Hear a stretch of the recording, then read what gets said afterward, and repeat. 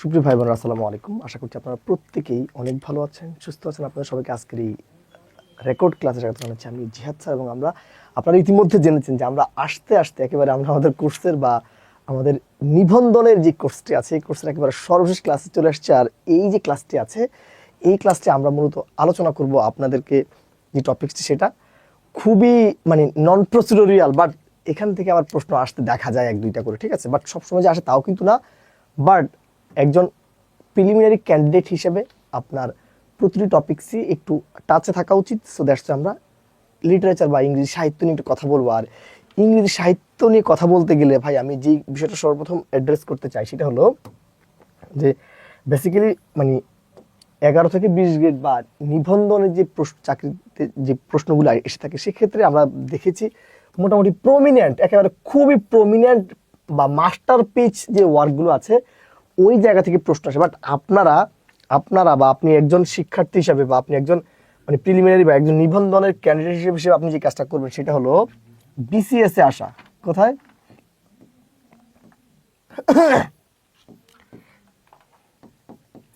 BCS এ আসা বিগত বছরের যতগুলো প্রশ্ন আছে, বিসিএস এ আসা বিগত বছরের যতগুলো প্রশ্ন আছে, বিসিএস এ আসা বিগত বছরের যতগুলো প্রশ্ন আছে সবগুলো প্রশ্ন আপনি সলভ করবেন, ঠিক আছে? সেক্ষেত্রে আমি একটু বলে রাখি সেটা হলো মূলত 10 থেকে 46 পর্যন্ত, এই 10 থেকে 46 বিসিএস পর্যন্ত ভাই, হ্যাঁ 10 থেকে 46 বিসিএস পর্যন্ত যে টাইম লাইনটা আছে,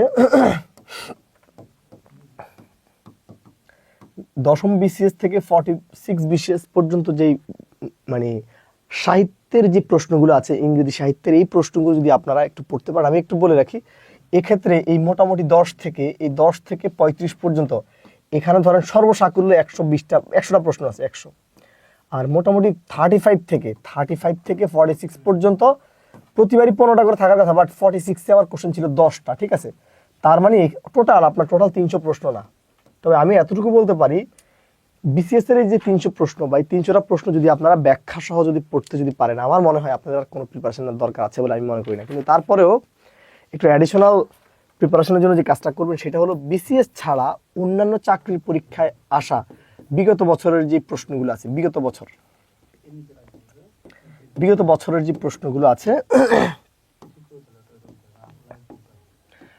প্রশ্নগুলো আছে ওই প্রশ্নগুলো আপনাদেরকে একটু দেখা লাগবে। তাহলে আমি এখানে যে কথাটা আপনার কাছে অ্যাড্রেস করতে চেয়েছি সেটা হলো ভাই, ইংরেজি সাহিত্যের যে প্রিপারেশনটা এটা আপনার ওইরকম কনস্ট্রাক্ট প্রিপারেশনের কোনো প্রয়োজন নাই।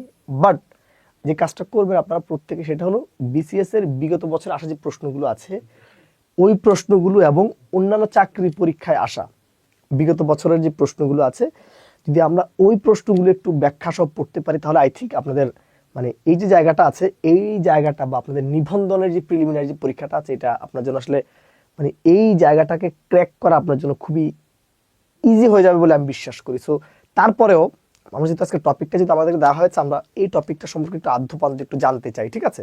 তবে আমি আপনাদেরকে আবার বলছি, ফর দ্য ফার্স্ট টাইম আপনারা যেই জায়গাটাতে অ্যাড্রেস করবেন সেটা হলো বিসিএস এর বিগত বছরের কত 300 মতো প্রশ্ন আছে এবং অন্যান্য চাকরি পরীক্ষায় আসা যে প্রশ্নগুলো আছে এখানে আছে 200 মতো। যদি কেউ 500 প্রশ্ন যদি একটু ব্যাখ্যা সহ যদি পড়েন আই থিঙ্ক আপনার জন্য অন্তত পক্ষে ইংলিশ লিটারেচারে আর কোনো পড়াশোনা না করলে আপনি চলবে।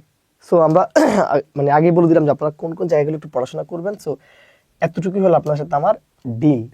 এইবার যেহেতু আমাদেরকে যেহেতু পড়ানোর কথা যেহেতু বলছে, তো আমরা এই ইংলিশ লিটারেচার যে জায়গাটা আছে এখান থেকে আসলে প্রশ্নটা কিভাবে আসে আমি সেটা একটু একটু প্রথমত দেখাতে চাই। সেটা একটু দেখেন।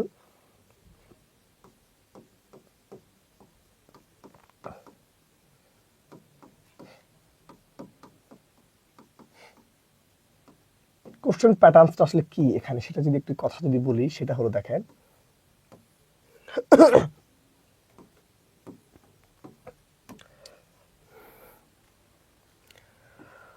প্রথমত ভাই এই যে যুগ বিভাগ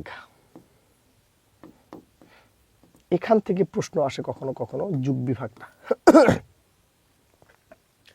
ঠিক আছে? যাকে আমরা ইংলিশে বলি মানে এটাকে কি বলা হয় যে পিরিয়ড অফ ইংলিশ লিটারেচার, ঠিক আছে?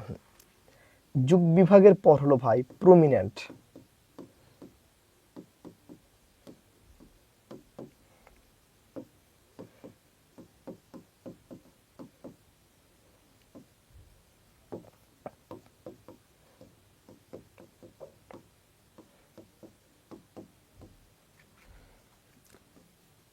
তারপর হলো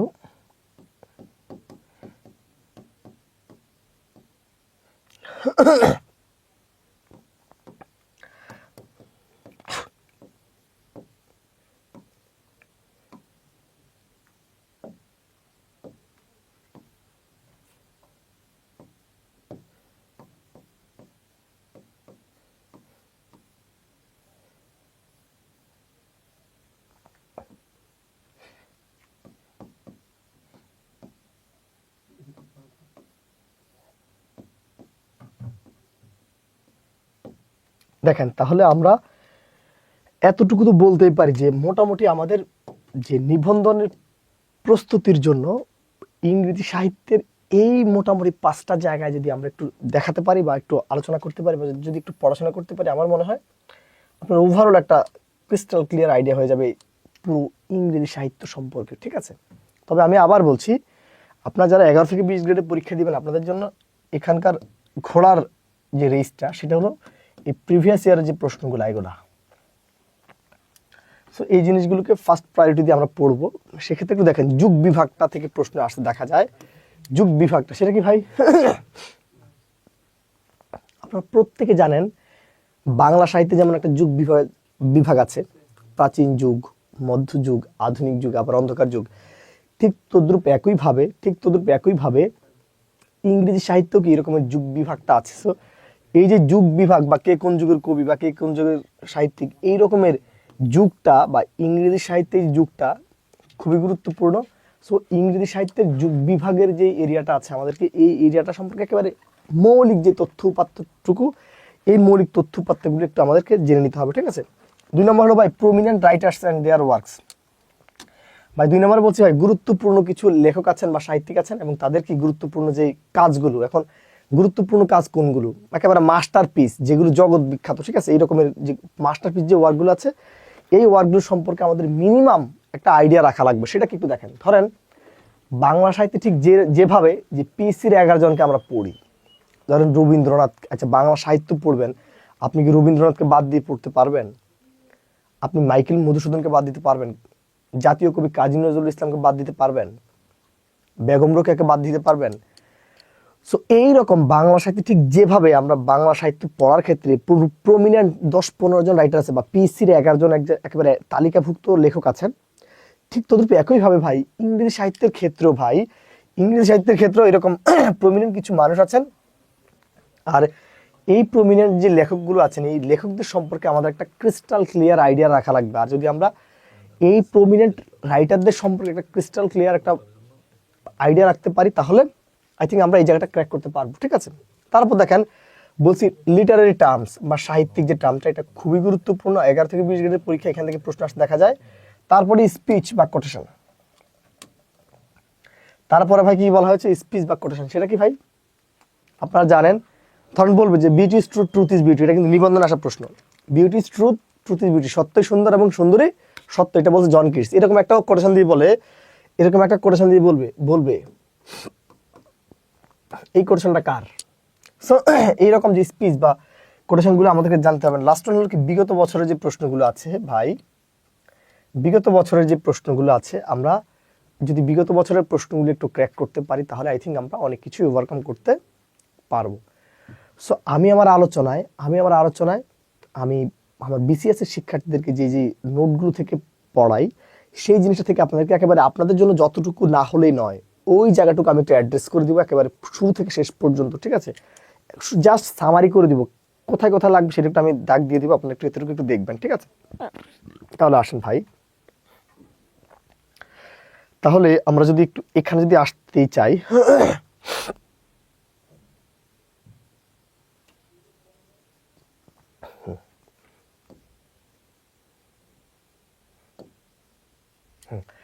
হ্যাঁ আশা করি আপনারা আমাকে দেখতে পাচ্ছেন, ঠিক আছে? এখান থেকে শুরু।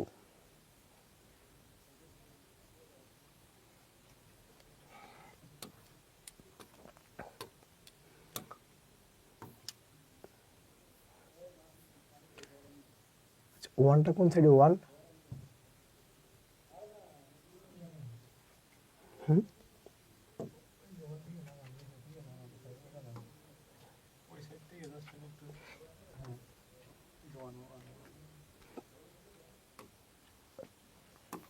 ওকে, তাহলে দেখেন আমরা একটু তাহলে কথা বলা শুরু করতেছি। একেবারে আমি যুগ বিভাগ থেকেই আলোচনাটা করতে চাই, কারণ আমি আগেই বলছি যে যেই অংশটুকু একেবারে না হলেই নয়, আমরা ওই জায়গাগুলো অ্যাড্রেস করব মূলত। দেখেন তাহলে আমার কথাগুলো একটু বুঝার ট্রাই করবেন। আমি এখানে দাগ দিয়ে রাখছি, শুধু দাগ দেওয়াগুলো আপনারা পড়লে হবে, ঠিক আছে?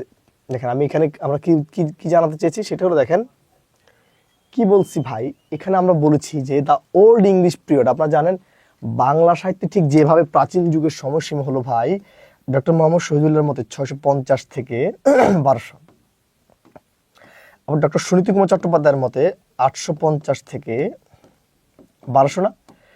এখন বাংলা সাহিত্যে ঠিক যেই রকমের একটা প্রাচীন যুগ আছে, ইংরেজি সাহিত্যেও কিন্তু এরকম একটা প্রাচীন যুগ আছে। আর এই প্রাচীন যুগের সময়সীমাটা হলো কত ভাই? 450 থেকে 1066, তাকে বলা হয় প্রাচীন যুগ। আর এই প্রাচীন যুগের অন্য নাম কি জানেন? অ্যাংলো স্যাক্সন পিরিয়ড, ঠিক আছে? Anglo Saxon. এতটুকু জানলে হবে, আর কিছু লাগবে না, ঠিক আছে? এতটুকু জানলেই হবে। তার পাশে ভাই মিডল ইংলিশ পিরিয়ড, এটা হলো 1060 থেকে 1500, যেটা আমাদের যেটা মধ্যযুগ। আমাদের মধ্যযুগ কত? 1201 থেকে 1800 পর্যন্ত না ভাই? আর এই ইংরেজি সাহিত্যের মধ্যযুগ হলো 1066 সাল থেকে 1500। এই মধ্যযুগের শুধু একটা তথ্য জানবেন, দ্য এজ অফ চৌসার বা চৌসারের যুগ বলা হয় ভাই 1340 থেকে 1400, এই একটা তথ্য মনে রাখা লাগবে, ঠিক আছে? আর দেখেন এটা যেহেতু 1340 থেকে 1400, এই জন্য এটার অপর নাম কি? 14 শতকের অন্তর্গত একটা চৌসারের মাধ্যমে ইংরেজি সাহিত্যের যেহেতু যাত্রাটা শুরু হয়েছে, এই জন্য তার কি বলা হয়, যেহেতু 14 শতকে বা 1314 সালে যে জিওফি চৌসার, তার এই জিওফি চৌসারের যে ক্যান্টারবারি টেলস, এই ক্যান্টারবারি টেলসের মাধ্যমে মূলত কি ইংরেজি সাহিত্যের সূচনা যেহেতু হয়েছে, এই জন্য তারা বলা হয়, তারা ইংরেজি সাহিত্যের বাপ বলা হয় বা আদি বাপ বলা হয় বা আদি পিতাও বলা হয়, ঠিক আছে? তারপর আপনাদের এখানে আর লাগবে না, এগুলো কিছু লাগবে না। আসেন তাহলে রেনেসাঁ পিরিয়ড। কি বলছে ভাই? The renaissance period. ভাই রেনেসাঁর সময়সীমা হলো 1500 সাল থেকে 1660 পর্যন্ত। কত? 1500 থেকে 1660 পর্যন্ত। রেনেসাঁর মধ্যে সব লাগবে না ভাই। রেনেসাঁর মধ্যে সবচেয়ে এই যুগ বিভাগের সবচেয়ে গুরুত্বপূর্ণ জায়গা হলো এটা, এলিজাবেথিয়ান পিরিয়ড। ভাই এলিজাবেথিয়ান পিরিয়ড সময়সীমা কত? 1558 সাল থেকে 1603। এবং আপনারা জানেন এই 1558 সাল থেকে 1603, এটা হলো রানী এলিজাবেথের নাম অনুসারে এলিজাবেথ পিরিয়ড বলা হয়েছে। আর এই যে এলিজাবেথিয়ান যে পিরিয়ডটা আছে, এই পিরিয়ডকে বলা হয় the golden age of English literature. এই যুগটাকে কি বলা হয় ভাই? The golden age of English literature, ঠিক আছে? তারপর দেখেন এটা যেহেতু 1558 সাল থেকে 1603, দেখেন এটা কিন্তু 1550-এর পর, এই কারণে এটাকে বলা হয় কি, এটি সেকেন্ড হাফ অফ 16th সেঞ্চুরির অন্তর্গত। ভাই তার মানে ভাই আমি কি বলছি, ইংরেজি সাহিত্যের সবচেয়ে গুরুত্বপূর্ণ যে যুগটা, তার নাম হলো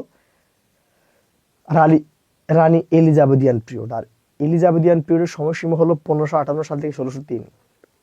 আর এই যুগটা মূলত প্রথম রানী অনুসারে নামকরণ করা হয়েছে। আর এই যুগকে বলা হয় ইংরেজি সাহিত্যের স্বর্ণ যুগ বা সোনালী যুগ। এই যুগকে বলা হয় second half of 16th century. আর এই যুগের বাপকে বা এই যুগের সাহিত্যিক কারা? Christopher Marlowe, William Shakespeare, Ben Jonson, Edmund Spenser, ওনারা, ঠিক আছে? সো আমরা আপাতত এখানে এতটুকু জানলেই চলবে, ঠিক আছে? আর এখানে একটা তথ্য জানবেন, জ্যাকোবিয়ান পিরিয়ড, এই 1603 থেকে 1625। জ্যাকোবিয়ান পিরিয়ড সময়সীমা কত ভাই? 1603 থেকে 1625 পর্যন্ত। এতটুকু জানলে ভালো লাগবে না এখানে। তারপর এখানে একটু দেখেন, এগুলো কিছু লাগবে না। তারপর এই ইংরেজি সাহিত্যের এটা কি বলা হয়? ইংরেজি সাহিত্যের ভাই গোল্ডেন এজ যদি বলা হয় রানী এলিজাবেথিয়ান পিরিয়ডের এলিজাবেথিয়ান যুগকে, তারপর সবচেয়ে গুরুত্বপূর্ণ যে যুগটা, তাকে বলা হয় রোমান্টিক যুগ। আর এই রোমান্টিক যুগটা শুরু হয় ভাই 1798 সালে। তারা দুই বন্ধু, উইলিয়াম ওয়ার্ডসওয়ার্থ এবং এসটি কোলরিজ। 1798 সালে উইলিয়াম ওয়ার্ডসওয়ার্থ এবং এসটি কোলরিজ, তারা দুই বন্ধু মিলে 1798 সালে উইলিয়াম ওয়ার্ডসওয়ার্থ এবং এসটি কোলরিজ তারা কি করছে, ওনারা দুই বন্ধু মিলে একটা গ্রন্থ রচনা করলো। এবং এই গ্রন্থটার নাম হলো প্রিফেস টু লিরিক্যাল ব্যালেডস। আর এই গ্রন্থটা প্রকাশ করার মাধ্যমে মূলত রোমান্টিক যুগের সূত্রপাত হয়। আর এই রোমান্টিক যুগের মাধ্যমে ভাই প্রমাণ হয় যে ভাই সাহিত্যের উপজীব্য বিষয় শুধুমাত্র ধনিক শ্রেণী না, নিম্ন বর্ণের মানুষ হতে পারে, হতে পারে প্রকৃতি, হতে পারে ভালোবাসা, হতে পারে মানে যে কোনো ওই যে দেব দেবতার আরাধনা, অর্থাৎ আগের কালে বা রোমান্টিক যুগের আগে যে সাহিত্যগুলো রচনা করা হতো, এই সকল সাহিত্যের উপজীব্য বিষয়টি ছিল কি জানেন? এই সকল সাহিত্যের উপজীব্য বিষয়টি ছিল রাজাদের কাহিনী, রাজাদের বউদের কাহিনী, একজনকে হত্যা করছে, ক্ষমতা দখল করছে, অন্যজন আবার ক্ষমতা দখল করছে, এইরকম তথ্য ছিল। কিন্তু ভাই 1798 সালে রোমান্টিক যুগের মাধ্যমে অ্যাস্ট্রিক কোলরিজ এবং উইলিয়াম ওয়ার্ডসওয়ার্থ এই দুই বন্ধু মিলে যে জিনিসটা প্রমাণ করছেন যে না, রোমান্টিক যুগের মাধ্যমে তারা প্রমাণ করছেন যে সাহিত্য রচনার জন্য শুধু রাজাদের বা ধনিক শ্রেণীর কাহিনী না, সাহিত্যের উপজীব্য হতে পারে ভালোবাসা, হতে পারে প্রকৃতি, হতে পারে ধর্ম, হতে পারে কি দেশপ্রেম, হতে পারে মানবতাবোধ। ঠিক আছে? সো এই জিনিসগুলোকে অ্যাড্রেস করছেন কারা? ওনারা দুজন। সো এই যে 1798 সালে যেহেতু এই প্রিফেস টু লিরিক্যাল ব্যালেন্স প্রকাশের মাধ্যমে এই যুগটা শুরু হয়েছে, এই জন্য এটার এই যুগকে রোমান্টিক যুগ বলা হয়। আর এই রোমান্টিক যুগের ভাই সময়সীমা হলো 1798 সাল থেকে 1832। এখানে মোট ইয়ার হলো 34টা। কয়টাও ইয়ার? 34টা। ঠিক আছে? তার মানে দেখেন আমরা এখানে বলে দিছি যে প্রিফেস টু লিরিক্যাল ব্যালেন্স এটা প্রকাশিত হয়েছে কত? 1798 সালে, যেটা আমি একটু আগে বলছি। ঠিক আছে? এখন এই গোল্ডেন এজের পর, কোন এজের পর? রানী এলিজাবেথিয়ান পিরিয়ডের পর ভাই, রানী এলিজাবেথিয়ান পিরিয়ডের পর যেই যুগটা আমাদের কাছে সবচেয়ে বেশি জরুরি, রানী এলিজাবেথিয়ান পিরিয়ডের পর যেই যুগটা আমাদের কাছে সবচেয়ে বেশি জরুরি ভাই, সেটা কি জানেন? সেই যুগটা হলো ভাই রোমান্টিক যুগ। আর এই রোমান্টিক যুগের কিছু মানুষ আছে, একদম হলো উইলিয়াম ওয়ার্ডসওয়ার্থ। ওনাদের সম্পর্কে জানা লাগবে, অ্যাস্ট্রিক কোলরিজ সম্পর্কে জানা লাগবে, পিবি শেলি, এখানকার পিবি শেলি, জন কিট সম্পর্কে জানা লাগবে, লর্ড বাইরন সম্পর্কে জানা লাগবে, জেন অস্টিন সম্পর্কে জানা লাগবে। ঠিক আছে? আমি জাস্ট সংক্ষিপ্তভাবে লিখলাম, সেটা আছে। সো মোটামুটি আমি এখানে একটা আইডিয়া দিলাম আর কি, যে এই রোমান্টিক যুগের এই যে রাইটারগণ আছেন, এই রাইটারদের সম্পর্কে একটা মিনিমাম একটা প্রিপারেশন বা আমাদের একটু জানাশোনা প্রয়োজন আছে ভাই। তারপর আসেন ভিক্টোরিয়ান পিরিয়ড। রোমান্টিক যুগ শেষ হয়েছে 1832 সালে। 1832 সালে রোমান্টিক যুগ শেষ হয়েছে। এই 1832 সাল থেকে আবার ভিক্টোরিয়ান পিরিয়ড শুরু হয়েছে। 1832 সাল থেকে 1901, 1832 সাল থেকে 1901 সাল পর্যন্ত এটাকে বলা হয় রোমান্টিক ভিক্টোরিয়ান পিরিয়ড। ঠিক আছে? 1832 সাল থেকে 1901 সাল পর্যন্ত যে সময়সীমাটা আছে তাকে বলা হয় ভিক্টোরিয়ান পিরিয়ড। সেই হল ভিক্টোরিয়ান পিরিয়ড সময়সীমাটা। আর 1901 সাল থেকে বর্তমান পর্যন্ত এটা কি? 1901 সাল থেকে বর্তমান পর্যন্ত যে সময়সীমা, এটাকে বলা হয় আধুনিক যুগ। এখন একটু দেখেন বিভিন্ন যুগের কবিগণ, আমি একটু দেখাই দিচ্ছি আপনারা একটু দেখেন। এই যে বিভিন্ন যুগের কবিগণ, এখান থেকে প্রশ্ন আসে, একটা কোশ্চেন দিয়ে বলে ভাই উনি কোন যুগের কবি। একটা প্রশ্ন সাধারণত দিয়ে এরকম জানতে চাই যে উনি কোন যুগের। আমি একটু আগে বলছি যে রোমান্টিক যুগের কবি কারা? উইলিয়াম ওয়ার্ডসওয়ার্থ, অ্যাস্ট্রিক Coleridge, PB Shelley, John Keats, Alexander Pope, William Hazlitt, Charles Lamb, William Blake, Jane Austen, Lord Byron. অর্থাৎ এই যে রাইটারগুলো আছেন, এই সবগুলোকে রোমান্টিক যুগের কবি। আর রোমান্টিক যুগের সময়সীমাটা কত ভাই? 1798 সাল থেকে 1832 পর্যন্ত। এখানে মোট বয়স কত? 34 বছর বয়স। আর রোমান্টিক যুগ সূত্রপাত করছে কে? এই উইলিয়াম ওয়ার্ডসওয়ার্থ এবং অ্যাস্ট্রিক কোলরিজ, এই দুজন মিলে। এই দুজন হলো বন্ধু। আর যারা দুজন মিলে যেহেতু সাহিত্য রচনা করছে, ইংলিশ লিটারেচারের ভাষায় তাকে বলা হয় লিটারারি কোলাবোরেটর বা সাহিত্য সহযোগী। ইংলিশ লিটারেচার ভাষাটা কি বলা হয়? লিটারারি কোলাবোরেটর বা সাহিত্য সহযোগী। আর সাহিত্য সহযোগী কে কি ছিলেন? উইলিয়াম ওয়ার্ডসওয়ার্থ এবং অ্যাস্ট্রিক কোলরিজ। ঠিক আছে? তারপর আরেকজন আছেন যে হেনরি লুই ভিভিয়ান ডিরোজি, উনি আমাদের ভারতের। ঠিক আছে? মানে ব্রিটিশ ভারতীয়। ওকে। দেখেন ভাই, তারপর এখানে কি বলছি? Victorian period. ভাই ভিক্টোরিয়ান পিরিয়ডের সাহিত্যিক কারা কারা? আমি একটু আগে বলছি যে ভিক্টোরিয়ান পিরিয়ডের সময়সীমা ভাই এই দেখেন 1832 সাল থেকে 1901 সাল পর্যন্ত। যেটা আমি একটু আগে বলছিলাম, একটা শূন্য হবে না। তার মানে ভাই ভিক্টোরিয়ান পিরিয়ড সময়সীমা কত ভাই? 1832 সাল থেকে 1901 সাল পর্যন্ত। কি এই যে জায়গাটা আছে, এই জায়গাটা হলো আপনার ভিক্টোরিয়ান পিরিয়ড। কবি কারা কারা? Alfred Lord Tennyson, Robert Browning, Matthew Arnold, Thomas Hardy, George Eliot, Charles Dickens, Edgar Allan Poe, Emily Bronte, William Makepeace Thackeray, Charlotte Bronte. ঠিক আছে? অর্থাৎ আমাদের এখানে যে কথাটা এখানে বলা হচ্ছে ভাই, যে ভিক্টোরিয়ান যে পিরিয়ড আছে, এই মানে প্রশ্নতে এভাবে আসে, একটা কোশ্চেন দিয়ে বলে উনি কোন যুগের লেখক। তো এইভাবে যদি প্রশ্ন আছে আমরা এটাকে অ্যাড্রেস করছি, ঠিক আছে। তারপর আসেন রোমান্টিক যুগের পর মানে এলিজাবেথিয়ান পিরিয়ড হলো সবচেয়ে তাৎপর্যপূর্ণ স্বর্ণযুগ বা সোনালী যুগ আর কি, ঠিক আছে। আর এই এলিজাবেথিয়ান যুগের রাইটার আমি একটু আগে বলছিলাম যে William Shakespeare, Christopher Marlowe, Edmund Spencer, Ben Jonson, এরকম বলছি না। সো আমরা একটু এখানে দেখাই, দেখেন এখানে কি বলছি ভাই। William Shakespeare, Christopher Marlowe, Ben Jonson, Thomas Kyd, Francis Bacon, John Webster, Sir Philip Sidney, Sir Thomas Wyatt, Edmund Spenser, Nicholas Udall, Thomas Norton, Thomas Sackville, এই যে রাইটার আছেন ওনারা সবাই কিসের, ওনারা হচ্ছেন ভিক্টোরিয়ান মানে এলিজাবেথিয়ান পিরিয়ড। আর এলিজাবেথিয়ান যুগটা সময়সীমা কত ভাই? 1558 সাল থেকে 1603। এই 1558 সাল থেকে 1603 সালের যে সময়সীমা, এই সময়সীমাটা কার? মোটামুটি হলো আমার ভিক্টোরিয়ান পিরিয়ড, এবং এই যুগকে বলা হয় কি স্বর্ণযুগ, ঠিক আছে। রানী নামে নামকরণ করা হয়েছে। এই যে এতটুকু যদি পারেন। আর আধুনিক যুগের সাহিত্যিক কারা এখানে একটু দেখেন, আমি জাস্ট এখানে একটু দেখা দিতে চাই আধুনিক যুগের যারা সাহিত্যিক আছেন একটু দেখেন এখানে কারা কারা ভাই। আবার আধুনিক যুগটাকে দুই ভাগে ভাগ করছে, একটা হচ্ছে 1901 সাল থেকে 1910, এটাকে বলা হয় এডওয়ার্ডিয়ান পিরিয়ড। এই যুগের সাহিত্যিক কারা দেখেন, GB Shaw, O Henry, William WB. Yeats, Bertrand Russell, Henrik ইসাবেন, Sigmund Freud, Joseph Conrad, Robert Kipling, John Galsworthy. আর এই যে জর্জিয়ান পিরিয়ড যেটা 1910 থেকে 1939 সাল পর্যন্ত ভাই, জর্জিয়ান পিরিয়ডের রাইটার কারা? Robert Frost, EM Forster, TS. Eliot, Ernest Hemingway, Ezra Pound, James Joyce, William Somerset Maugham, Virginia Woolf, Samuel Beckett, Winston Churchill, ঠিক আছে। যিনি এই উইনস্টন চার্চিল ছিলেন দ্বিতীয় বিশ্বযুদ্ধের সময় ইংল্যান্ডের প্রধানমন্ত্রী, এবং তিনি রাজনীতিবিদ হয়েও সাহিত্য নোবেল পুরস্কার পাইছেন তার history of the second world war গ্রন্থের জন্য, ঠিক আছে।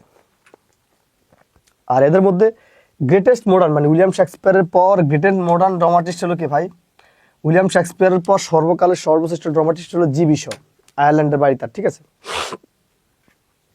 তার বাড়ি কোথায়? আয়ারল্যান্ডে। তার মানে আমরা মোটামুটি এখানে এতক্ষণে আমরা একটা সেগমেন্ট আলোচনা করে ফেলছি। এবার আমরা 2 নম্বর সেগমেন্ট একটু যাবো, দেখেন একটু সেখানে দেখেন ভাই লিটারি টার্মস কি, একটা বাক্য দিয়ে বলে এটা কি সিমিলি, মেটাফোর, পার্সনিফিকেশন নাকি রূপক, ঠিক আছে। এই রকমের কিছু প্রশ্ন আমাদেরকে আসতে দেখা যায়, এবং এই জায়গাটা থেকে অবশ্যই প্রশ্ন আসে। আর প্রশ্ন আসলে আপনারা কিভাবে ডিল করবেন বা আমরা ওই বিষয়টাকে কিভাবে ডিল করবো সেটা আমি একটু এখানে দেখাই। দেখেন এখানে কি বললাম, সিমিলি। ভাই সিমিলি আর বাংলা হলো উপমা। সিমিলি কথাটা বাংলা কি ভাই? উপমা। এটা কি ভাই উপমা আবার কি ভাই? উপমা দ্যাট মিনস হলো দুটি ভিন্ন ব্যক্তি বা বস্তুর মধ্যে ভাই যদি কি সরাসরি কম্পেয়ার করা বোঝায়, দুটি ভিন্ন ব্যক্তি বা বস্তুর মধ্যে যদি সরাসরি কম্পেয়ার করা বোঝায় তখন তাকে বলা হয় সিমিলি। সিমিলি মানে হলো উপমা। উপমা মানে কি ভাই? তুলনা। আর এই তুলনাটা করা হয় দুটি ভিন্ন ব্যক্তি বা বস্তুর মধ্যে, একই রকম না, ভিন্ন। এবং এই তুলনা করার ক্ষেত্রে এটা কিভাবে চিনবেন ভাই? এই জিনিসটা চেনার উপায় হলো ভাই ওই বাক্যটাতে as like, the same as dotted as, resemble, such, এই তথ্যগুলো অবশ্যই থাকে। অর্থাৎ যদি কখনো কোনো একটা বাক্যে ভাই as like, the same as dotted as, resemble, such as, এই রকমের তথ্যগুলো থাকে ভাই, ওই বাক্যটাকে কি বলা হয়? মূলত সিমিলি বলা হয়। এই সিমিলিটা কি দেখেন বললাম, the comparison of unlike things using the words like or as is known as to be simile. বলছে ভাই ওই যে অসমজাতীয় জিনিসের মধ্যে যখন কম্পেয়ার করা হয় তখন তার কি বলা হয়? সিমিলি। একটা বাক্য বললাম দেখেন, এটা বিশেষ আসা প্রশ্ন। বলছে the child shows the man as man in shows the day. বলছে উঠন্তি মূলেই পত্তনে চেনা যায়, মানে সকালে সূর্য দেখে সারাটা দিন কেমন যাবে এটা বোঝা যায় আর কি, ঠিক আছে। দেখেন এই যে বাক্যটা আছে, এই বাক্যে দেখেন স্পষ্ট একটা এজ আছে ভাই, যেহেতু একটা এস কথা আছে, যেহেতু এস কথার স্পষ্টতে বলা আছে, তার মানে এটা কি হবে? এটা সিমিলি। বলছে I wonder lonely as a cloud. দেখেন বলছে আমি এক একটা কিসের মতো? মেঘের মতো। এস কথাটা আছে না ভাই, যেহেতু এস কথাটা আছে, এটা আছে মানে কি, এটা একটু সিমিলে বা উপমা। ভাই বলছে, আপনি বলছেন যে সে কার মতো চালাক, শিয়ালদের মতো চালাক। দেখেন এখানে শিয়ালের মতো চালাক তো বলছেন, আবার এজ বলছেন, এজ কানিং এজ। তার মানে ভাই যদি কখনো কোন একটা বাক্যে আপনারা দেখবেন, এখন শিয়ালের মানুষ কি এক জিনিস? এক জিনিস না। কি বললাম? সিমিলি মানে হলো ভাই উপমা, এটা মানে তুলনা। তুলনা মানে কি? অসম জাতীয় কোনো ব্যক্তি বা বস্তুর মধ্যে তুলনা। কিসের মধ্যে ভাই? অসম জাতীয় কোনো ব্যক্তি বা বস্তুর মধ্যে যদি কোনো কম্পেয়ার করা হয় তাকে বলা হয় সিমিলি। যদি আমি এতটুকু বুঝাতে পারি ভাই, তাহলে আমরা মেটাফরটা একটু দেখাবো। মেটাফর কি ভাই? ভাই মেটাফর কি ভাই? মেটাফর মানে হলো রূপক, এটা মানে তুলনা। বাট সিমিলি এবং মেটাফর দুটি সেম জিনিস। বাট সিমিলির ক্ষেত্রে ভাই তুলনাটা সরাসরি করা হয়, মেটাফরের ক্ষেত্রে সরাসরি করা হয়। বাট সিমিলির ক্ষেত্রে যেই জিনিসটার সাথে তুলনা করা হয় ওই জিনিসের একটা তুলনাবাচক শব্দ থাকে, অর্থাৎ as, as like, such as, the name as, resemble, এইরকম তথ্যগুলো থাকে। কিন্তু ভাই সিমিলির ক্ষেত্রে, মেটাফোরের ক্ষেত্রে এই রকমের তুলনা করবে কিন্তু ওই রকমের চেনাবাচক বা চেনারূপবাচক কোনো তথ্য থাকে না। অর্থাৎ ওই যে তুলনা জ্ঞাপক যে শব্দগুলো আছে এই শব্দগুলো থাকে না। যেমন সেটা কি ভাই দেখেন, বলছে দুটি ভিন্ন বিষয়ের মধ্যে যখন সরাসরি তুলনা বোঝায় তখন তারাকে কি বলা হয়? রূপক। কিভাবে চিনবেন? এজ থাকে না, as, as like, like, the same as dotted as, resemble, এই তথ্যগুলো থাকে না। ঠিক আছে। বলছে টাইম ইজ মানি, বলছে জীবনী টাকা, বলছে সময় টাকা। ভাই উনি এখানে বলছে যে টাইম ইজ মানি, সময় টাকা। আচ্ছা বলেন, টাকার সময় কি এক জিনিস? টাকার সময় কিন্তু ভিন্ন জিনিস। কিন্তু আপনি এখানে টাকাকে আমাদের জীবনের সময়ের সাথে কম্পেয়ার করছেন, জিনিসটা একই রকম মানে তুলনা করছেন, কিন্তু এজ আছে, সাচেজ আছে, রিজেম্বল আছে, এক্সাম্পল আছে, নাই। তার মানে তুলনা জ্ঞাপক শব্দ নাই, বাট আপনি তুলনা করছেন। তারই মূলত আমরা কি বলি? তারই মূলত আমরা বলে থাকি ভাই মেটাফর। ঠিক আছে। আবার বলছি লিজা ইজ এ রোজ, মানে আমার একটা বোনকে বা একটা মেয়েকে আপনারা কি গোলাপের সাথে তুলনা করছেন। ভাই বলছেন আপনি গোলাপের মতো। দেখেন আপনি একটা মেয়েকে গোলাপের সাথে আপনি তুলনা করছেন, কিন্তু এখানে এজ লেখেন নাই, সাসেজ লেখেন নাই, নেমলি কথাটা লেখেন নাই। অর্থাৎ কম্পেয়ারটা করবেন সরাসরি, কিন্তু এখানে তুলনা জ্ঞাপক যে শব্দগুলো আছে ওই শব্দগুলো এখানে অনুপস্থিত থাকবে। ঠিক আছে। তারপর দেখেন এখানে বললাম life is but a walking shadow, এটা বিসিএস আসা প্রশ্ন, এটা উইলিয়াম শেক্সপিয়ারের একটা বিখ্যাত উক্তি। দেখেন ভাই এখানে বলা হচ্ছে life is but a walking shadow, জীবন একটা কি? জীবন একটা হাঁটন্ত ছায়া। আপনি আমাদের এই জীবনটাকে কিসের সাথে কম্পেয়ার করছেন? ছায়ার সাথে কম্পেয়ার করছেন। বাট এখানে কি এজ আছে, সো আছে, সাচেজ আছে, নেমলি আছে? নাই।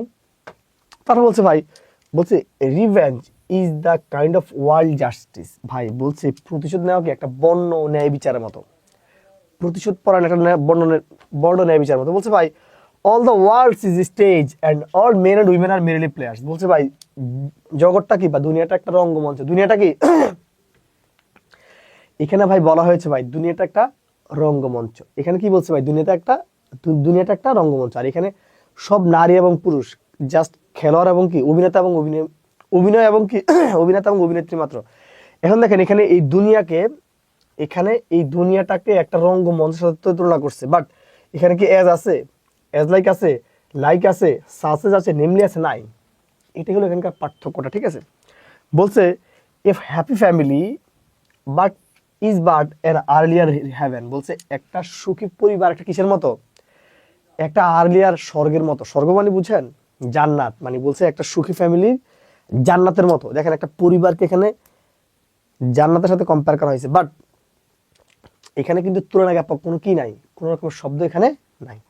তারপর বলছে ভাই, বলছে Patriot, the Patriot is the star of our country. ভাই এখানে বলছে যারা দেশপ্রেমিক তারাই হলো আমাদের দেশের সবচেয়ে বড় তারকা। এখানে দেশপ্রেমিকদেরকে তারকাদের সাথে কম্পেয়ার করা হয়েছে। বাট তুলনা কিন্তু আপনি ঠিক করছেন, কিন্তু এখানে কোনো তুলনা জ্ঞাপক ওয়ার্ড আছে? নাই। এই কারণে এটাকে মূলত বলা হয় মেটাফোর। আশা করছি আমরা এতটুকু বোঝাতে পেরেছি। যদি আমরা এতটুকু বোঝাতে পারি, দেখেন এখানে কি বললাম 3 নম্বরে বলছি ভাই ইউফেমিজম। ভাই ইউফেমিজম মানে কি? ভাই রে ইউফেমিজম কথাটার মানে অর্থ সুভাষণ। ইউফেমিজম দ্যাট মিনস কি? সুভাষণ। সেটা কি ভাই? সুভাষণ মানে কি জানেন? সুভাষণ মানে অর্থ ভাই অপ্রিয় উক্তির পরিবর্তে কোমল উক্তি ব্যবহার করা, মানে খুব আপনাকে মানে মূল্যায়ন করে কথা বলা আর কি, খুব স্মার্ট, খুব সুন্দর সুন্দর ক্যাচি ওয়ার্ড ব্যবহার করা। কারণ আপনারা বললাম যে ভাই মানে ধরেন আপনি একজনকে আপনি অপমান করবেন, আপনি স্মার্টলি অপমান করে দিয়েছেন কি, এটাই ঠিক আছে। সেটা একটু দেখা এখানে কি বলছে যে ইউফেমিজম মানে হলো ভাই ইনঅফেন্সিভ এক্সপ্রেশন, মানে একটা সুভাষণ। সেটা কি? অপ্রিয় উক্তির পরিবর্তে কোমল উক্তির ব্যবহার। সেটা কি ভাই? দেখেন আমরা গার্বেজ ইঞ্জিনিয়ার বা ময়লাওয়ালা না বলে আমরা যদি বলি ভাই স্যানিটেশন ইঞ্জিনিয়ার, ব্যাপারটা কি সুন্দর শোনা যায় না? আমরা কিন্তু ময়লাওয়ালাই বলি। সো মানে গার্বেজ ম্যান না বলে আমরা যদি স্যানিটেশন ইঞ্জিনিয়ার বলি, ব্যাপারটা কিন্তু আরেকটু ক্যাচি, একটু সুন্দর শোনায় আর কি, ঠিক আছে। আমরা যদি ওল্ড পিপল না বলে ভাই, আমরা যদি বলি সিনিয়র সিটিজেন, তাহলে কিন্তু ব্যাপারটা আরেকটু সুন্দর শোনা যায় এবং একটু স্মার্ট শোনায়। আমরা যদি প্রেগনেন্ট কথাটা বলি, ধরেন আপনারা বা আমরা যে সমাজে বড় হয়েছি, বাংলাদেশের যে সমাজ বা অধিকাংশ ক্ষেত্রে এটাই তো সত্য, মানে সেখানে প্রেগনেন্ট শব্দটা কিন্তু একটা, এটাকে কি বলা হয়, একটা লজ্জাবাচক শব্দ, ঠিক আছে। সো এই প্রেগনেন্ট কথাটার মানে যা, ইন দ্য ফ্যামিলি হয় কথাটা মানেও কিন্তু তা। ইন দ্য ফ্যামিলি হয় মানেও প্রেগনেন্টই, কিন্তু এই তথ্যটা বা এই ওয়ার্ডটা একটু অন্যরকম, কিন্তু ইন দ্য ফ্যামিলি হয় বললে ওই লজ্জাটা কাজ করে না কি, ঠিক আছে। সো আপনারা কোমল উক্তি ব্যবহার করবেন আর কি, ঠিক আছে। দেখেন আমরা বলি ডাই মানে মারা গেছে, আপনি ডাই কথাটাকে যদি চান, ডাই না বলে যদি বলেন পাসে হয়, তাহলে কিন্তু ব্যাপারটা আরো একটু সুন্দর দেখা যায়। ডাই মানেও মারা যাও, পাসে হয় মানেও মারা যাও, বাট আপনি যদি লেখেন পাস হয়টা, তখন কি এই ব্যাপারটা আরেকটু ক্যাচি শুনে আর কি, ঠিক আছে। আমরা বলতে পারি দ্য ডিড, দলিল, আপনারা দলিলও বলতে পারেন অথবা কি বলতে পারেন, হ্যাঁ সরি, দ্য ডেড বডি মৃতও বলতে পারেন, অথবা কি লিখতে পারেন দ্য ডিকিজড বা দ্য লেট বলতে পারেন। ধরেন আপনার দাদা মারা গেছে, দাদার বাবা মারা গেছে, আপনার কোনো না কোনো ফ্যামিলির কেউ মারা গেছে, আপনি কি মরহুম কথাটা লেখার আগে আপনি যদি দ্য ডেড কথাটা বলার থেকে যদি বলেন দ্য লেট, ব্যাপারটা স্মার্ট শোনায়, ঠিক আছে। আপনার কেউ যদি মারা যায় আপনি লিখবেন লেট, এইট সেটা, হ্যাঁ লেট মানে মরহুম। ওকে দেখেন এই যে লুনাটিক অ্যাজাইলাম, ধরেন আমাদের দেশে ভাই যদি আমাদের কিছু, আমরা সবাই কি বলি যে ওরে পাগলা গারদে পাঠাই দেয়, আপনারা বলেন না এইভাবে, আপনারা কিন্তু কথাটা বলেন যে ওরে পাগলা গারদে পাঠাই দেয়, এরকম ভাই পাগলা গারদ বলা যাবে না, কি বলতে হবে, এই লুনাটিক অ্যাজাইলাম না বলে বলতে হবে মেন্টাল ইনস্টিটিউশন, এইভাবে বলতে হবে, ঠিক আছে। তারপরে ভাই এই যে ভারিয়ার না বলে কি বলতে হবে আন্ডারটেকি বা মর্টিশিয়ান, ঠিক আছে, যারা আর কি লাশ যারা ইয়ে করে পরিষ্কার করে, ঠিক আছে। দেখেন ধরেন এবার আমি এখান থেকে কিছু এক্সাম্পল একটু দেখাই ভাই। এখানে কি বলছে ভাই, he is a special child. দেখেন আপনারা দেখবেন আপনাদের এলাকায় বা আশেপাশে দেখবেন অনেকের মানে সন্তান আছে তারা একটু প্রতিবন্ধী, তো দেখবেন এলাকার ম্যাক্সিমাম ছেলেপুলে ওরা অটিস্টিক বলে চেতায় এবং ও চেতে যায়। এই যে অটিস্টিক কথাটা ভাই, আপনি অটিস্টিক কথাটা না বলে যদি বলেন ভাই হি ইজ স্পেশাল চাইল্ড, মানে অটিস্টিক চাইল্ড মানে প্রতিবন্ধী আর স্পেশাল চাইল্ড মানে প্রতিবন্ধী, বাট অটিস্টিক কথাটার থেকে স্পেশাল চাইল্ড কথাটা কি একটু সুন্দর শোনায়, এটা একটু মার্জিত সুন্দর শব্দ আর কি, ঠিক আছে। সো আমরা অটিস্টিক কথাটা ব্যবহার করবো না, কি ব্যবহার করবো, স্পেশাল চাইল্ড। তারপর দেখেন we don't hire mental challenge people. দেখেন আমরা কিন্তু ম্যাড, আমরা কাউকে কিন্তু বলি উনি পাগল হয়ে গেছে, বলেন না, উনি পাগল হয়ে গেছে বলেন না, এই ম্যাড কথাটার মানে যা ভাই মেন্টাল চ্যালেঞ্জ পিপল, এই কথাটা মানে তা। সো আপনার ম্যাড বললে কিন্তু ব্যাপারটা মানে একেবারে সরাসরি একটু নেগেটিভ বা নেতিবাচক একটা ভাইব ক্রিয়েট করে, বাট যদি আপনারা ভাই মেন্টাল চ্যালেঞ্জ পিপল বলেন তাহলে একটু সুন্দর দেখা যায়, ঠিক আছে। ধরেন আপনি বলতে পারেন হি ইজ ডেড, তিনি মারা গেছে। ডেড কথাটা না বলে আপনি যদি বলেন অ্যাসলিপ, তাও এক কথাই কিন্তু, ঠিক আছে, আজীবন ঘুমিয়ে পড়ছে। সো ডেড কথা না বলে আপনি অ্যাসলিপ বলতে পারেন। ভাই এখানে বলছে you are telling me a fairy tale. দেখেন আমরা বলি না আপনি মিথ্যা কথা বলেন, লাই মানে মিথ্যা, এটা তো আমরা জানি, লাই মানেও যা, ফেরি টেল মানেও তা। সো আপনি এই সরাসরি লাই না বলে কি বলতে পারেন, আপ ফেরি টেল বলতে পারেন। ভাইরে আমাদের ইউফেমিজম মানেই হলো অপ্রিয় উক্তির পরিবর্তে কোমল উক্তি ব্যবহার করবেন, ভালো উক্তি ব্যবহার করবেন, সৌন্দর্যমণ্ডিত উক্তি ব্যবহার করবেন, ঠিক আছে। যদি আমি এতটুকু বোঝাতে পারি তাহলে আমরা হাইপার বোল নিয়ে একটা কথা বলতে চাই। হোয়াট ইজ হাইপার বোল? আপনার একটু এতটুকু দেখেন, হাইপার বোল কথাটা মানে ভাই অতিরঞ্জন, ইনফ্ল্যাটেড কিছু। মানে ধরেন আপনি বলছেন যে স্যার ধরেন আপনি আমার 5টা কল দিচ্ছেন, বলে স্যার আমি আপনার 100টা কল দিছি। হাইপার বোল মানে ভাই কোন একটা জিনিস, কোনো ব্যক্তি বস্তু বা কোন একটা জিনিস প্রকৃত যা আছে তার নির্দিষ্ট মানে তার বাস্তবিক অর্থে যা আছে তার থেকে বাড়িয়ে বলাকে বলা হয় হাইপার বোল, অতিরঞ্জিত। ধরুন আমি বললাম যে ভাই যে আমি এই ক্লাসটা এখন পর্যন্ত 1 কোটি বার নিচ্ছি, সম্ভব? বললাম আমার 500 ঘড়ি আছে, আমি বললাম কি আমার এরকম 500টা ঘড়ি আছে, সম্ভব না। সো কাজে ভাই এখানে কি বলছে, হাইপার বোল মানে অর্থ অতিরঞ্জিত উক্তি। সেটা কি, কোনো ব্যক্তি বস্তু বা বিষয়কে তার উপযুক্ত অবস্থানের চেয়ে অধিক গুরুত্ব প্রদান বা বাড়িয়ে বলা বা চাহবাজি করাকে মূলত কি বলা হয়, hyperbole. It is known as exaggeration, এটার অপর নাম কি? অতিরঞ্জিত আর কি, ঠিক আছে? এটার অপর নাম কি? অতিরঞ্জিত কোনো কিছু, সেটাকে একটু দেখাই। ধরেন আমি এখানে বললাম ভাই 10,000 সো, 10,000 পাখি, I ate a glance, so I ate a glance, বলতে 10,000 পাখি আপনি এক পলকে দেখছেন বা এক নজরে আপনি 10,000 পাখি দেখছেন, এটা কি সম্ভব? আপনি একটা চোখের পলকে 10,000 পাখি দেখছেন, এটা কি সম্ভব? আপনি কিভাবে গুনছেন? সম্ভব না। এটাকেই বলা হয় হাইপার বলবো অতিরঞ্জন, এটাকে বলা হয় কি? হাইপার বলবো অতিরঞ্জন। এটা আমি যে বললাম ইনফ্লেটেড তথ্য, বাড়াই বলবো আর কি। আচ্ছা 10,000 পাখি কি দেখা যায়? মানে একটা আপনি একবার তাকাইছেন 10,000 পাখি হয়ে গেছে? এত সহজ নূর ভাই, ঠিক আছে? বলছে মাই বিলাভড, আমার ভালোবাসা, is more beautiful than the moon, বলছে আমার ভালোবাসা কি চাঁদের থেকেও সুন্দর বা চাঁদের থেকেও বেশি। আচ্ছা বলেন, চাঁদের থেকেও কি আপনার ভালোবাসা বেশি হতে পারে, বেশি সুন্দর হতে পারে? হতে পারে না। বাট আপনি কি বলেন? একটু চাপাবাজি করেন। হাইপার বল দ্যাট মিনস চাপাবাজি করা, হাইপার বল দ্যাট মিনস কি করা? চাপাবাজি করা, আর কিছু না ভাই। তিনি কি বলছে ভাই? I have told you a million times, বলছে আমি তোমাকে বলছি কতবার? Million time. আপনি বলেন না যে আমি এই তার এই কথাটা মনে মানে অসংখ্যবার, কয়েক লাখবার বলছি, সে আমার কথা শুনে নাই, বলেন না আপনারা? তখন আপনি 10 বার বলছেন বা 20 বার বলছেন, কিন্তু বলছেন আমি তার 100 বার কল দিছি, বলেন না? সো এই জিনিস মানে হলো হাইপার বলে, একটু বাড়িয়ে বলা আর কি, ঠিক আছে? তারপর এখানে কি বলছে? All the perfumes of Arabia will not sweeten this little hand. ম্যাকবেথের ল্যামেন্টেশন একটু দেখেন। মানে উইলিয়াম শেক্সপিয়ারের একটা বিখ্যাত নাটক ম্যাকবেথ, আর ওই ম্যাকবেথের যিনি নায়িক মানে নায়কের যিনি ওয়াইফ লেডি ম্যাকবেথ, উনি তার অনুশোচনা একটা কথা বলছে যে আরবের সমস্ত সুগন্ধি যদি আমার হাতে যদি দেওয়া হয় বা আমাকে যদি দেওয়া হয়, তারপরেও আমার এই কলুষিত হাত কিন্তু কি হবে না, পরিষ্কার হবে না বা কলুষ মানে মুক্ত হবে না বা অপরাধ মুক্ত হবে না, এটাই বলছে আর কি, ঠিক আছে? সো আরবের সব সব সুগন্ধি আনলে হবে না, তাহলে মানে বুঝেন কি পরিমাণ চাহাবাজি করছে। আশা করি আপনারা এতটুকু বুঝতে পারছেন। দেখেন তারপর অক্সিমরন ভাই, হোয়াট ইজ অক্সিমরন?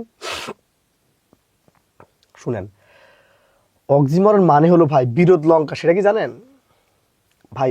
অক্সিমরন মানে, অক্সিমরন কি ভাই? অক্সিমরন কথাটার মানে হলো বিরোধ লঙ্কার। সেটা কি ভাই? বিরোধ লঙ্কার কথাটার মানে হলো ভাই, বিরোধ লঙ্কার কথাটার মানে হলো ভাই পাশাপাশি সিনোনিম অ্যান্টোনিম থাকবে। বললাম ডে নাইট, ডে মানে দিন, নাইট মানে রাত। বললাম ওপেন সিক্রেট, দেখেন ওপেন মানে খোলা, সিক্রেট মানে গোপন। বললাম কি নেগেটিভ পজিটিভ, ইতিবাচক নেতিবাচক, মানে সবসময় কি থাকবে?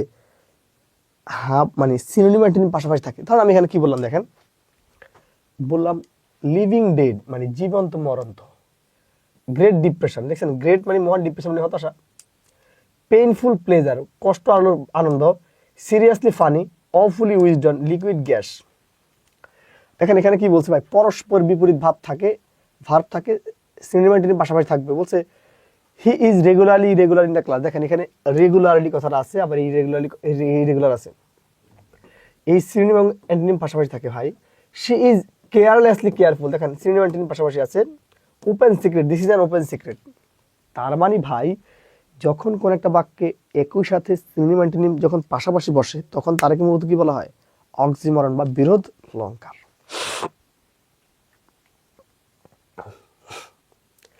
যদি আমি এখানে এতটুকু বোঝাতে পারি, আমরা তারপরও পড়বো পার্সোনিফিকেশন।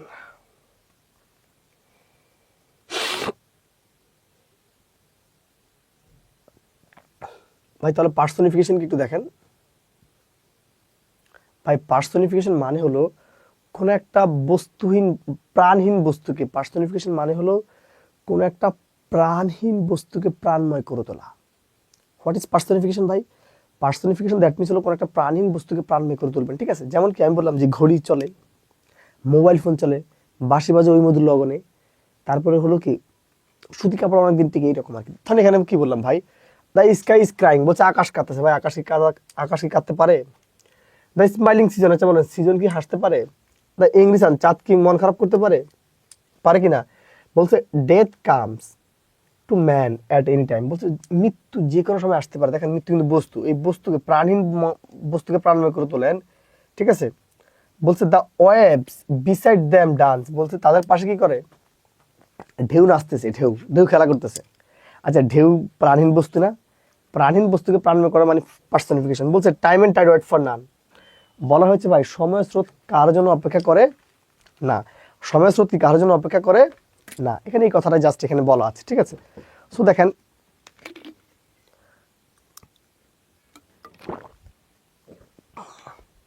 সময় স্রোত কার জন্য অপেক্ষা করে না, আমাদের এখানকার যে মেরিটটা সেটা হলো প্রাণহীন বস্তুকে আপনি প্রাণময় করে তুলবেন, ঠিক আছে।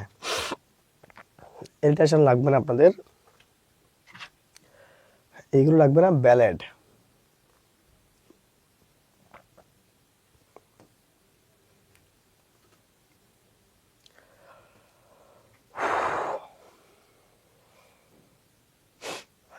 এবার আমরা একটু দেখেন যেখানে একটু আসতে চাই সেটা হলো, হ্যাঁ মোটামুটি লিটারি টার্মস থেকে এতটুকু জানলে হবে। এইবার আমি যে কাজটা করবো একটু দেখেন, আমরা উইলিয়াম শেক্সপিয়ার একটু দেখাই। দেখেন উইলিয়াম শেক্সপিয়ার নিয়ে একটা কথা যদি বলি ভাই, উইলিয়াম শেক্সপিয়ার হলো ভাই মানে এলিজাবেথিয়ান পিরিয়ডের শ্রেষ্ঠ মানুষ, এবং তিনি 1564 সালে জন্মগ্রহণ করছে 23 এপ্রিল, এবং তিনি মৃত্যুবরণ করছে 1616 সালে 23 এপ্রিল, একই দিনে মারা গেছে, ঠিক আছে। তিনি তিনি মূলত একজন কবি, নাট্যকার এবং কি অভিনেতা হিসেবে মূলত জীবনটা তিনি পরিচালনা করছেন, ঠিক আছে। একটু তার সম্পর্কে আমি বলে রাখি, হ্যাঁ তার সম্পর্কে আপনারা সব কিছু জানেন মোটামুটি, তার নাটকগুলো সব 5 অ্যাক্টে, ঠিক আছে। তিনি শেক্সপিয়ারিয়ান সনেটের প্রবর্তক, ঠিক আছে। আর তিনি আয়াম্বিক প্যান্টিমিটার সব নাটক রচনা করছেন, ঠিক আছে। তিনি তার ব্যক্তিগত জীবনে শিখিয়েছিলেন, অ্যাঙ্কর ছিলেন, এগুলো লাগবে না। ওকে, উইলিয়াম শেক্সপিয়ার সম্পর্কে আপনাদের এখানকার এই তথ্যগুলো জানা লাগবে ভাই, এখানকার এই 2 পেজ। তাহলে আসেন ভাই, এখানে কি বলছি ভাই, উইলিয়াম শেক্সপিয়ারের ভাই প্রথম নাটক কি ভাই, দেখেন এই যে প্রথম নাটক হলো হেনরি 6 পার্ট 2, শেষ নাটক হলো দ্য টেম্পেস্ট, তার বৃহত্তম নাটক হলো হ্যামলেট, এবং ক্ষুদ্রতম নাটক হলো কমেডি অফ এরর্স। দেখেন উইলিয়াম শেক্সপিয়ারের প্রথম নাটক হলো হেনরি 6 পার্ট 2, শেষ নাটক হলো দ্য টেম্পেস্ট।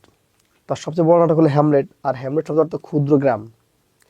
তার সবচেয়ে ছোট নাটকের নাম কি ভাই, তার ছোট নাটক হলো কমেডি অফ এরর্স, ঠিক আছে। তার বিখ্যাত কবিতা আপনাদের লাগবে না। এবার আসেন তার ট্রাজেডি কমেডিগুলো, এই পেজটা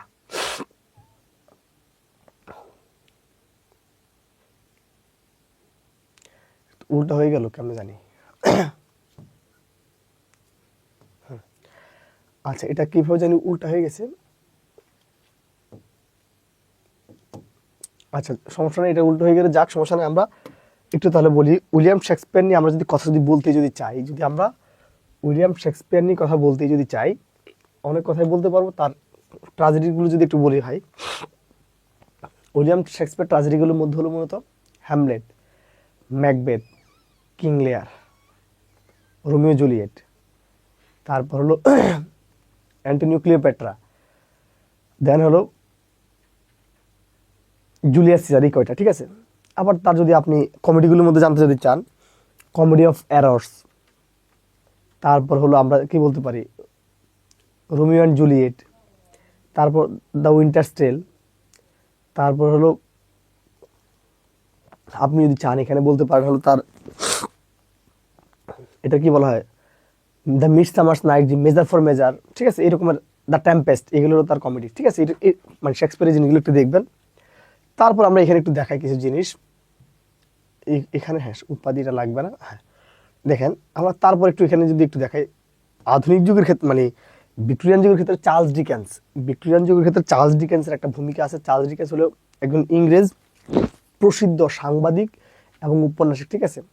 তিনি মূলত সাংবাদিকতার জন্য তিনি গুরুত্বপূর্ণ, এবং তিনি মূলত একজন কি, উনি মূলত একজন কি ছিলেন, উনি মূলত একজন উপন্যাসিক, ঠিক আছে। তার বিখ্যাত উপন্যাসগুলো কি David Copperfield, the great expectation, a tale of two cities, এটা কিন্তু এই ফরাসি বিপ্লবের কাহিনী নিয়ে লিখছে, এটা গুরুত্বপূর্ণ, ঠিক আছে। গ্রেট এক্সপেকটেশন এটা গুরুত্বপূর্ণ, ডেভিড কোপারফিল্ড এগুলো গুরুত্বপূর্ণ। আমরা শুধু গুরুত্বপূর্ণ মাস্টার পিসগুলো একটু বলে দিচ্ছি এখানে, আর ক্রিসমাস কার্ড এগুলো লাগবে না, ঠিক আছে। হ্যাঁ তারপর হলো লর্ড আলফ্রেড টেনিসন, ইন মেমোরিয়াম শুধু পড়বেন, একটা শুধু পড়বেন ইন মেমোরিয়াম, ঠিক আছে। ইন মেমোরিয়াম পড়বেন, ইরনি পড়বেন, ইউলিসিস পড়বেন, লোটাস স্টার পড়বেন, লাকি স্লিপার পড়বেন, মর্তেরি আর্থার পড়বেন, আর কিছু লাগবে না। হ্যাঁ এতটুকু দেখতে চলবে, এখানে দরকার নেই আপনাদের, এখানে লাগবে না আপনাদের জন্য।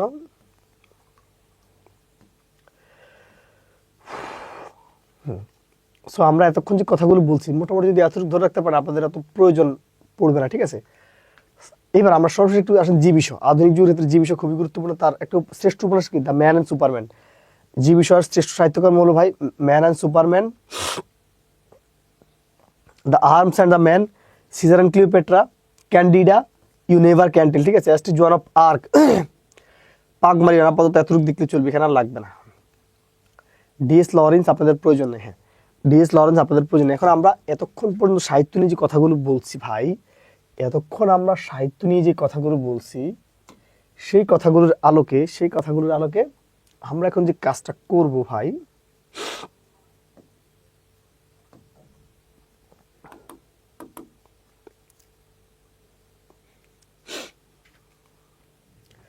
এতক্ষণ আমরা সাহিত্য নিয়ে যে কথাগুলো বলছিলাম সেই জিনিসগুলো আমরা যদি একটু অ্যাড্রেস করি,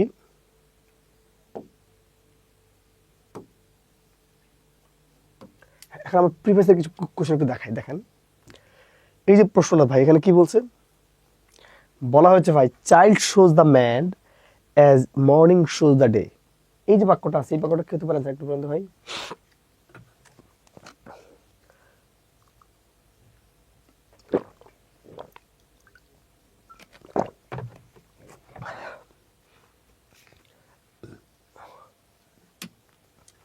দেখেন এখানে বলছে the child shows the man as, S কথাটা আছে না ভাই, যেহেতু এস কথাটা আছে তার মানে এটা কি হবে সিমিলি, যেহেতু এস কথা আছে সিমিলি, আমরা পড়ে আসছি ভাই। এখানে বলছে একটা সং বা একটা গান এক্সপ্রেসিং গ্রিফ ইজ কল, মানে একটা গান যেই গানটা কি নিয়ে এক্সপ্রেস করে, দুঃখকে এক্সপ্রেস করে, তাকে বলা হয় মূলত ডার্জ। একটা গান যে গানটা মূলত কি দুঃখকে কেন্দ্র করে গঠিত, তাকে বলা হয় ডার্জ বলে, ঠিক আছে ভাই। বলছে ফ্রেলিটি দ্য নেম ইজ উইমেন, কি বলছে ভাই, ফ্রেলিটি দ্য নেম ইজ উইমেন। এখানে বলছে ভাই নারীর অপর নামে কি ভঙ্গুরতা, ফ্রেলিটি দ্য নেম ইজ উইমেন। এখানে ফ্রেলিটি যে শব্দটা আছে, এই শব্দটা কি দেখেন তো ভাই, এটা কি হতে পারে। দেখেন ভাই ফ্রেলিটি দ্য নেম ইজ উইমেন, আমরা একটু আগে পড়ে আসছি যে যদি কখনো কোনো একটা জিনিস কি করে, প্রাণহীন বস্তুকে ভাই, যদি প্রাণহীন বস্তুকে আমরা কখনো কোনো কিছুর মাধ্যমে প্রাণময় করে তুলি, তার কি বলা হয় পার্সনিফিকেশন না। তার মানে এটা কি পার্সনিফিকেশন না ভাই। ফ্রেলিটি নারীর একটা অপর বৈশিষ্ট্য। বলছে ইউথ লাইক সামার মর্ন, বলছে যৌবন কালকে কিসের মতো তুলনা করা হয়েছে, গ্রীষ্মের সাথে তুলনা করা হয়েছে।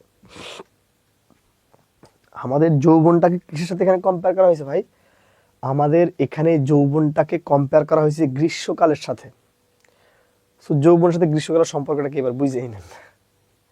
তার মানে এখানে লাইক কথা আছে না ভাই, যেহেতু এখানে লাইক কথাটা স্পষ্ট করে বলাই আছে, তার মানে এটা কি হবে অ্যান্সার ভাই সিমিলি, যেটা আমরা একটাকে পড়ে আসছি। বলছে ভাই I wonder lonely as a cloud, দেখেন তো ভাই এটা কি হতে পারে, দেখেন তো ভাই এটা কি হতে পারে।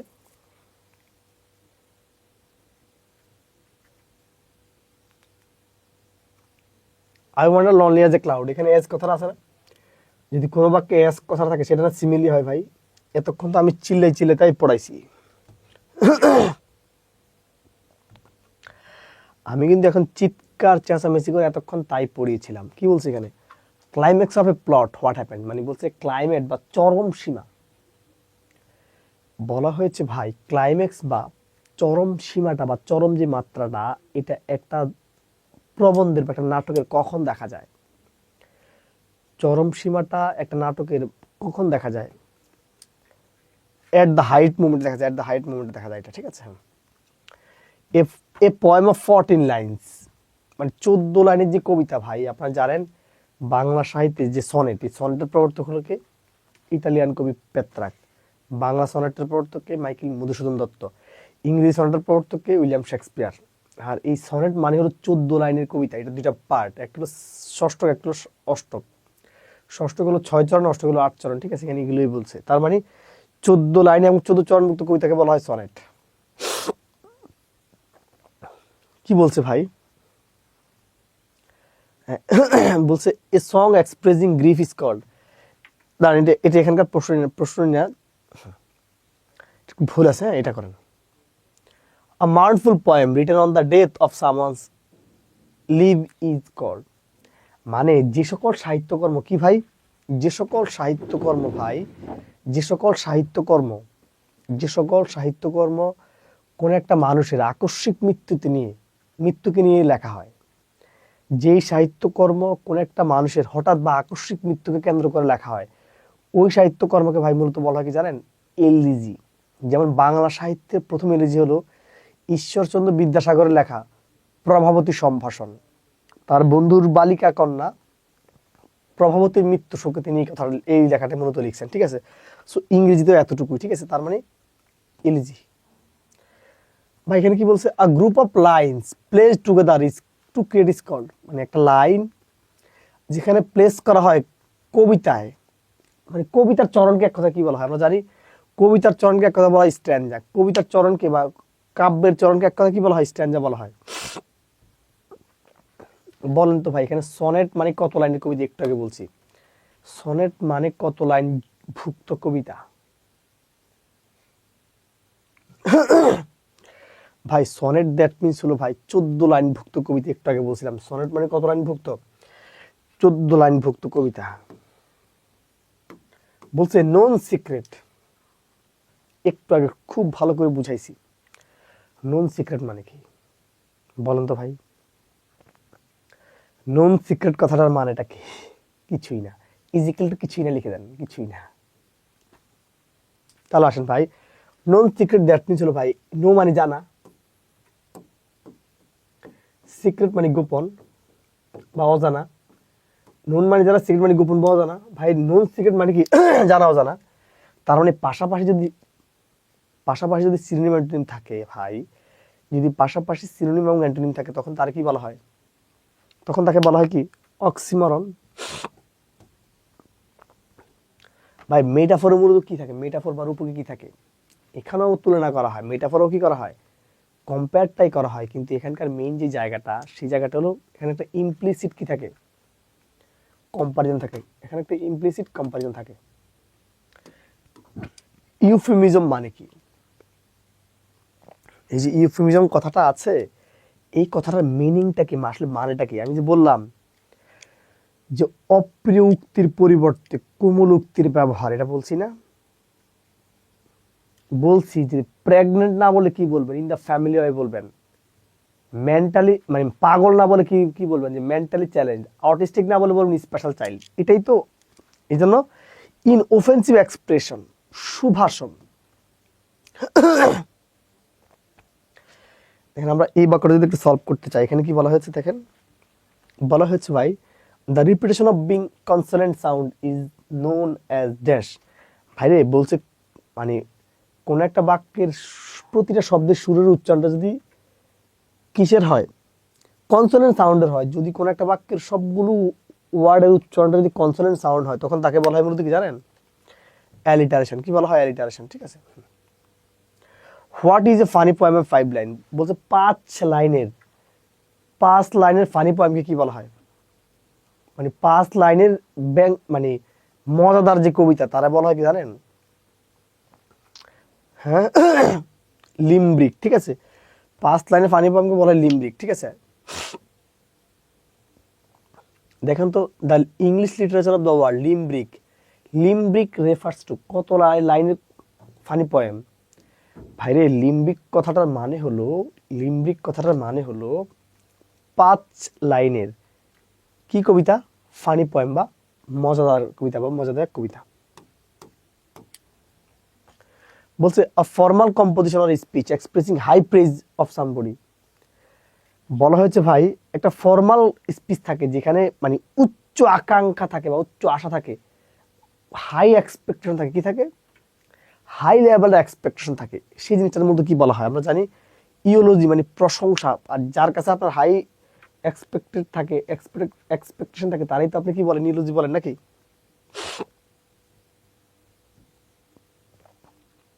বলছে আ serious play with sad ending. বলছে একটা নাটক, কি বলছে ভাই? একটা নাটক যেই নাটকটা শেষে খুবই হৃদয় বিদারক দৃশ্য থাকে। একটা নাটক ভাই, যেই নাটকের শেষটা হৃদয় বিদারক দৃশ্য দিয়ে ভরপুর, তার কি বলা হয় বলেন?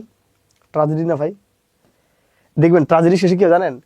ট্রাজেডির শেষে দেখবেন নায়কের গুলিতে নায়িকা মারা যায়, নায়িকার মায়ের গুলিতে নায়কের কপাল ফুটো হয়ে যায়, আছে না? বা নায়িকার গুলিতে নায়ক মারা যায়, হয় না? ভিলেনকে মারে, নায়কের পেটে পড়ে, হয় না এরকম আর কি। শেষটা খুবই হৃদয় বিদারক হয়। অ্যালিগরিক্যাল মানে হলো রূপক, এটা কি? অ্যালিগরিক্যাল মানে হলো রূপক। এখানে কি থাকে জানেন? একটা সিম্বলিক মিনিং থাকে। কি থাকে ভাই? এখানে একটা সিম্বলিক মিনিং থাকে। কি থাকে ভাই? সিম্বলিক মিনিং থাকে। দেখেন ভাই বলছে এ সং, একটা গান, এমবোর্ডিং রচনা করা হয় রিলিজিয়াস অ্যান্ড সিক্রেট ইমোশন, মানে যে সকল গান, একটা গান বা যে সকল গান ধর্মীয় এবং ধর্মীয় আধ্যাত্মিকতার উপর লেখা হয়, ওই জিনিসগুলোকে মূলত বলা হয় হাইম। হাইম মানে হলো ধর্মীয় গীতি, ঠিক আছে? এইবার বলছে ভাই Chaucer is the representative of dash point. আমরা জানি চৌসার মূলত জন্মেছে কত সালে? 1340 থেকে 1400। দেখেন এই যে 1340 মানে এটা কিন্তু 1400 শতকে, তার মানে 14 সেঞ্চুরি, ঠিক আছে? একটু আমরা পড়িয়েছিলাম এটা। এপিক মানে কি ভাই?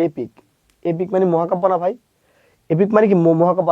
Epic that means long narrative poem. Blank verse মানে অমিত্রাক্ষর। ব্লাঙ্ক ভার্স মানে কি? অমিত্রাক্ষর ভাই। অমিত্রাক্ষর মানে কি জানেন? যার কোনো কি থাকে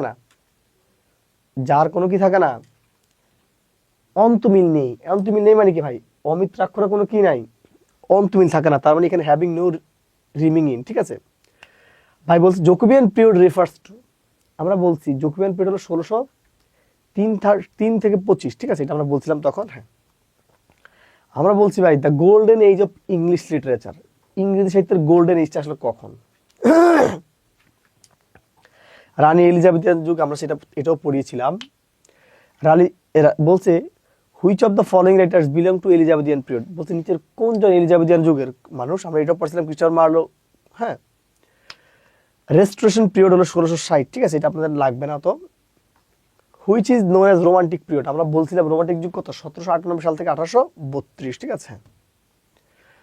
হ্যাঁ, রোমান্টিক যুগ কত সালে শুরু হয়েছে? 1798, এটা আমরা বলছি।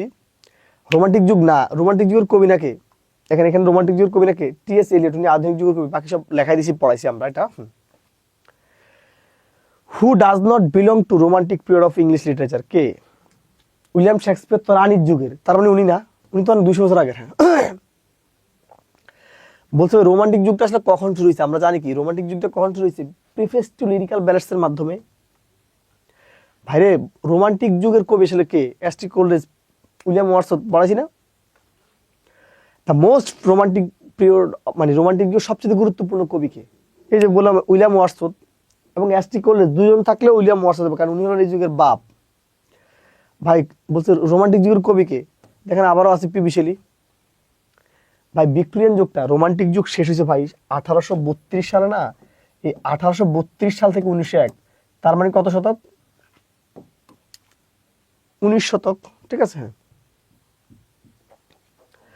রবার্ট ব্রাউনিং কোন যুগের কবি? ভিক্টোরিয়ান পিরিয়ডের কবি, আমরা এটা পড়াইছি। দেখেন আলফ্রেড টেনিসন, উনি ভিক্টোরিয়ান যুগের কবি, এটা আমরা দেখাই দিছি। ভিক্টোরিয়ান পিরিয়ডের কবি নাকি? এখানে সবাই ভিক্টোরিয়ান পিরিয়ডের কবি, ঠিক আছে? এটা ভুল আছে। হ্যাঁ, বলছি ভিক্টোরিয়ান পিরিয়ডের কবি কি? ম্যাথু আর্নল্ড, ঠিক আছে? হ্যাঁ, এবং রবার্ট ব্রাউনিং, দুইটাই অ্যান্সার এটা। হ্যাঁ, ওকে। এখানে বলছে ভাই ভিক্টোরিয়ান এজ আসলে এখানে কোনটা? ভিক্টোরিয়ান এজের কবি এটা আসলে কি? আমরা এটাও জানি, আলফ্রেড লর্ড টেনিসন, আমরা পড়াইছি। ভিক্টোরিয়ান যুগের কবি কি? আবারও আলফ্রেড লর্ড টেনিসন। বলছে ভাই ইংলিশ লিটারেচারের মধ্যে কোন যুগটা সবচেয়ে লেটেস্ট? আমরা জানি এটা হলো জর্জিয়ান এজ, 1910 থেকে 1939 সাল পর্যন্ত, ঠিক আছে? আমরা জানি উইলিয়াম শেক্সপিয়ারের পর ইংরেজি সাহিত্যের সর্বকালের সর্বশ্রেষ্ঠ ড্রামাটিস্টের নাম কি? জি.বি. শ। মডার্ন কবি নাকি? আপনি জানেন জন কিটস হলো কিন্তু রোমান্টিক যুগের কবি, ঠিক আছে? আমরা জানি। অ্যান ইলিজি, ইলিজি মানে কি ভাই? অ্যান ইলিজি মানে কি? শোকগীতি, পয়েট অফ ল্যামেন্টেশন মানে শোকগীতি। তো আমরা আস্তে আস্তে একেবারে শেষ পর্যায়ে চলে আসলাম। আপনাদের সাথে আমরা এই নিবন্ধনের যে পুরো কোর্সটা আমরা আলোচনা করেছি। যদি আপনাদের কোর্সটি ভালো লাগে অবশ্যই আপনারা আপনাদের পরিচিত ভাই বন্ধু আত্মীয় এবং ফ্রেন্ড সার্কেল সবাইকে জানাবেন, এবং একই সাথে আমাদের বিদ্যাবাড়ির যে মানে ফেসবুক পেজ, ওয়েবসাইট এবং ইউটিউব চ্যানেলে আপনারা থাকতে পারেন। এবং আজকে এতটুকুই বিদায় নিতে চাচ্ছি। তবে যে কথাটি বলতে চাই, আপনারা যারা আমার ইংরেজি কোর্সের প্রতিটি ক্লাস যারা করবেন, তারা প্রতিটি ক্লাস করার সময় অবশ্যই নোট করবেন। নোট করার পর আপনি যদি আমাদের লেকচার শিটগুলো যদি নিয়ে থাকেন ওখান থেকে প্র্যাকটিস করবেন, এবং পাশাপাশি যদি কোনো বই থাকে ওখান থেকে প্র্যাকটিস করবেন। আপনাদের সাফল্যময় জীবন কামনা করে এখানে শেষ করতে চাচ্ছি। সবাই তাহলে ভালো থাকবেন, সুস্থ থাকবেন। খোদা হাফেজ। Be happy and spread happiness.